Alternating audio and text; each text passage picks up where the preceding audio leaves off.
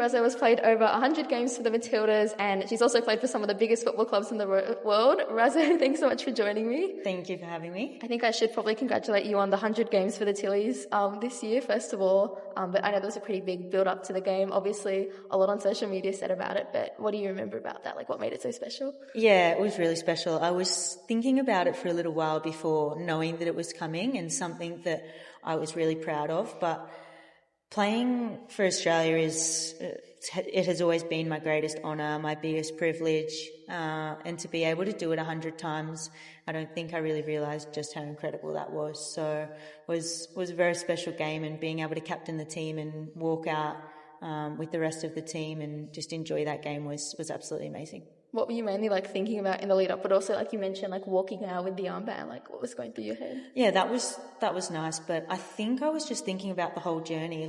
When I think back, 100 games is actually a lot. It's a lot. So I was just thinking about I suppose the journey, and I kind of feel like it was a milestone that I'd been waiting for a little bit, as I was in the 90s getting close. So to be able to achieve that and tick that off was really special. Oh, congratulations again on that. Thank you so much. And I guess even in terms of, starting your football journey, back on the Gold Coast, what did you think was possible back then? Did you have a list of dreams or goals when you first started out? No, I don't think so.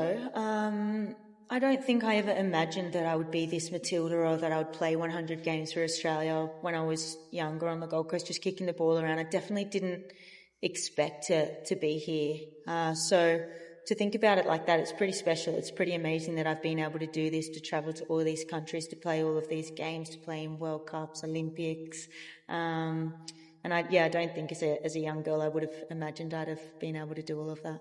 Yeah, well, I guess it is pretty amazing what you've been able to achieve, but I'm sure it comes with some sacrifices as well. Other athletes I've chatted to have said they've had to miss out on parties or, not see their family for a long period of time. But has it been important to kind of have that community in the Matildas and also the other clubs you've been at? Yeah, absolutely. We do miss out on a lot, and that's probably the hardest part. Us as Aussies, we're so far from home when we're over in Europe. Yeah.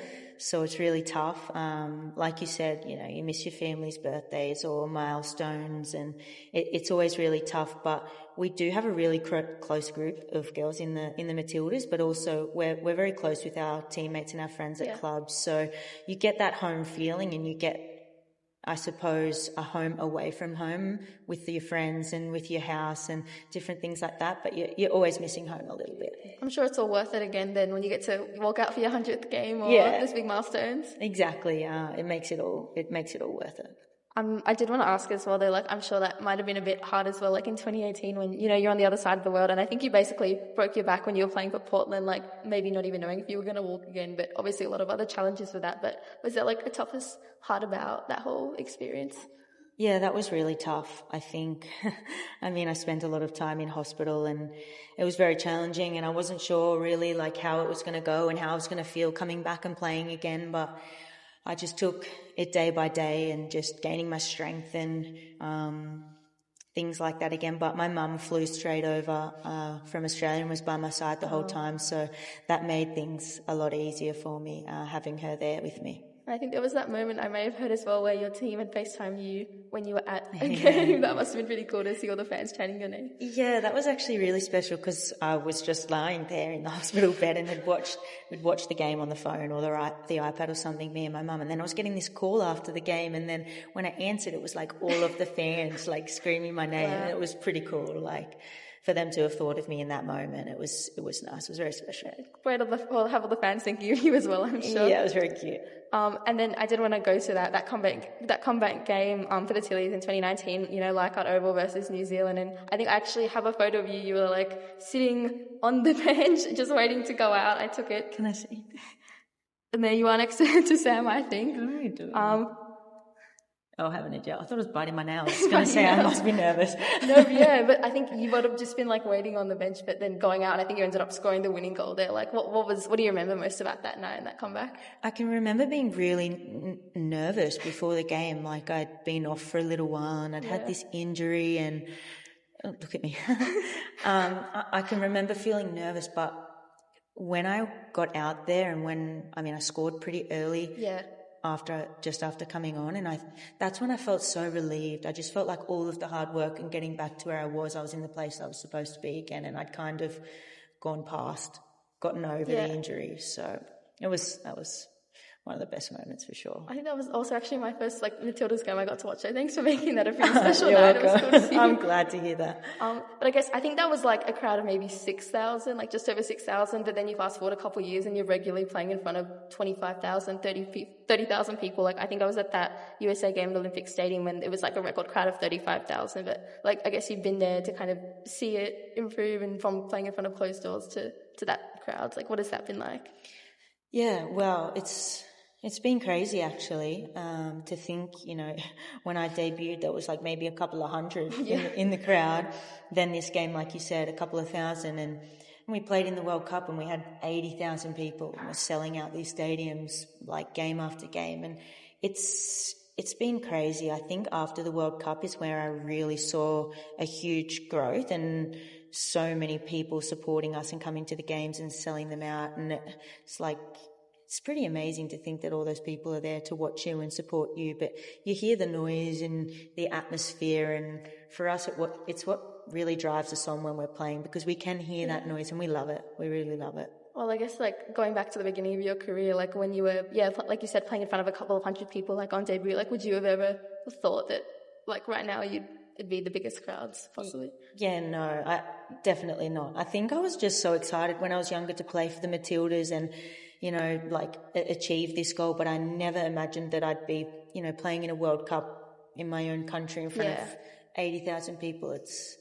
something that I think people only dream about. So to be able to do it, I think we must remember that we're really, really lucky. Well, I do think I need to ask a bit about that World Cup. It was a pretty big thing in Australia. I think there was a lot of drama. Obviously, everyone found out an hour before the game that Sam Kerr was injured, and for you as a shooter, what were you thinking then? How that may impact your position? I mean, we're a big squad and we're a big team, so for us it was just all business as per usual. I'm a winger. We've got other forwards, other wingers, and we were all ready and excited raring to go. So for us it was just the same old. Obviously it's a big loss, and it was sad for Sammy that she wasn't able to play, but we had other players who were able to step up in those moments, and we saw that at the World Cup. I guess, like you said, you have a good squad, so you could kind of fill in for her. But was there any extra pressure? Obviously, there's a lot of pressure to win, I guess, in that game. What were you thinking then as well?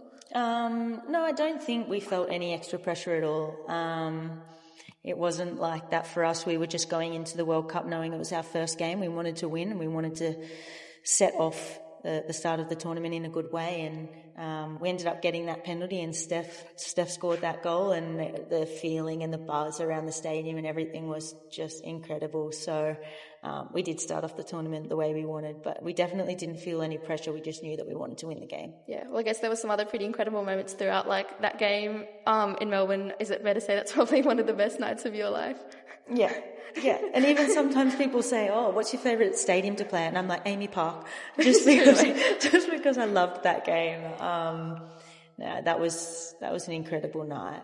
To score in a World Cup is incredibly special, but to do it twice or to do it more times, it's amazing. And to get us through out of the group stages into the next round, it was one of the best moments for me for sure. Well, and I've got a photo after you scored one of those goals. I think it was the iconic one where you're kneeling on the ground. What do you think of when you see this? Just the joy, but gives me goosebumps a little bit. It's incredible. But this moment was tough because this was when I scored, but it went to VAR. Yeah. So I was standing there back at halfway, waiting, please, because I think it was Steph. I was like, please don't have been offside. Please don't have been offside. So as soon as it came up goal, I just dropped to my knees with joy. It was so exciting. Yeah, well, I was going to say, you just looked was it a sense of relief or just joy that it was actually a goal? I think just excitement. It was so much waiting, anticipation is this, and we needed to win. We needed to win this game. So, yeah, it was pretty cool. Well, glad it ended up being counted as a goal. Me too. But I guess obviously with that tournament, like I guess the Matildas, that it seemed like from the public at least there was like huge expectations, a few setbacks as well, and like a bit of pressure. But now we get to do it all again in a Nation Cup next year. Like now that you kind of know what it's like to have such a big tournament on home soil, like is that going to change how you head into the Asian Cup? Do you think? That will probably spur us on a little bit, knowing that we've done it before, we've had this tournament before, what it's going to be like and the way Australia's going to get behind us.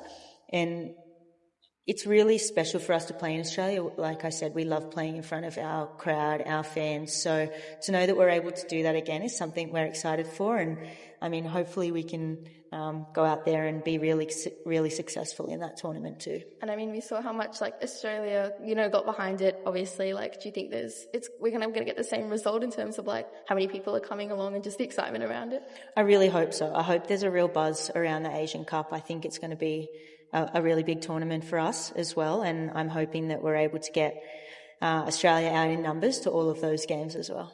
And just last, obviously, you reached a lot of highs and lows with this team over a decade, but like, what would it mean to be able to win there with the trophy? Yeah, well, we've always fallen just a little bit short at tournaments, and I think within this team it's not overly spoken about, but it's definitely a goal of ours to lift something or to win something. So this is the moment, this is our chance, and I think we all have that in mind. Well, best of luck, Hayley. Thank you so much.